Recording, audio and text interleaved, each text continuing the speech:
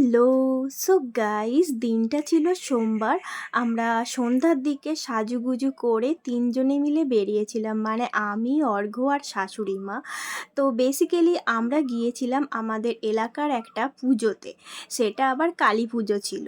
এই ঠাকুরটা খুবই জাগ্রত। যারা জানো বিক্রমপুরের কালী মন্দির তারা নিশ্চয়ই বুঝতে পারছোই। তো তারপরে আমরা চলে গিয়েছিলাম দিঘির মেলাতে। জানোই তোমরা রঞ্জিত রায়ের দিঘি, এটা একটা প্রসিদ্ধ মেলা। তো এখানে প্রথমে চলে গিয়েছিলাম মায়ের দর্শন করতে, দেন মেলাটা একটু ঘুরে ঘাড়ে দেখলাম। তারপরে মুখ্য আকর্ষণে চলে গিয়েছিলাম পাঁশকুড়ার চপ খেলাম আর কি। তারপরে এদিকে ওদিকে একটু ঘোরাঘুরি করে এই বেতের জিনিসগুলো প্রচণ্ড আমার ভালো লেগেছিল। তারপরে একটা ব্যাগও দেখছিলাম, কিন্তু ওটা আমার খুব একটা পছন্দ হলো না, তাই নিলাম না। দিয়ে সোজা বাড়ি গিয়ে পেট পুজো, দ্যাটস ইট, বাই।